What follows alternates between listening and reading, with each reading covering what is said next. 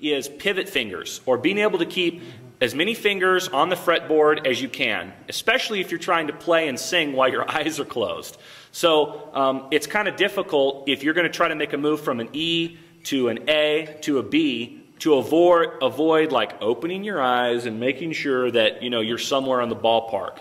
And even though this particular move may seem like a long way to go, and there's a lot of trouble in between, you kind of get used to it. And so in this case, all three fingers can stay on the neck at the same time, okay? And that way, you can just keep flowing. You don't have to stop. You don't have to worry about switching around. This is what I like to call E-form chords. And your bar chords are the same. You're basically just adding your bar, but all these three fingers are staying the same, right? Okay? These are just all major chords moving up the neck. E minor omits this one thing, and so you can play minor chords all the way up the neck. This stuff you guys should have a pretty decent grasp on. I'm hoping that this isn't brand new information. You've got A form, same thing.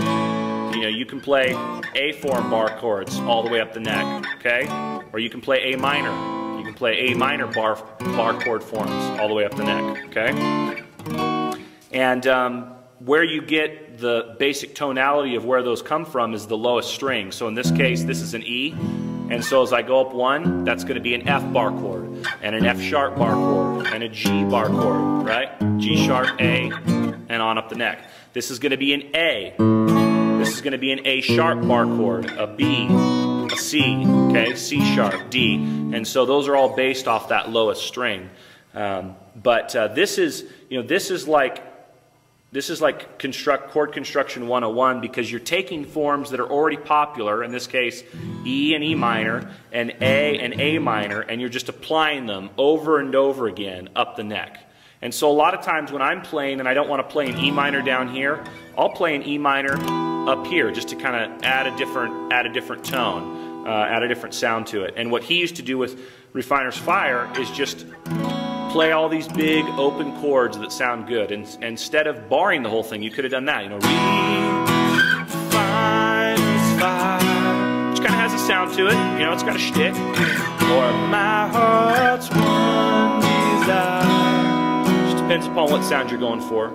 But that is just something to consider, is figure out ways you can keep your fingers on the neck. And although this is something that Eric would talk about in the intermediate guitar class, I want to just throw it out there. I do this even when I'm playing regular chords. So for instance, if I'm playing a G, which I like to play kind of the G2, I like to play this whole thing. When I go to a D, I'm going to leave that on the neck when I make my move to the D. Okay, now you could do that, but why? Why would you want to? This is there, okay? Same thing, if I want to move to an E minor, an E minor 7, I'm going to leave that right there. I'm not going to touch that, because that gives me a reference point to make all my moves, okay?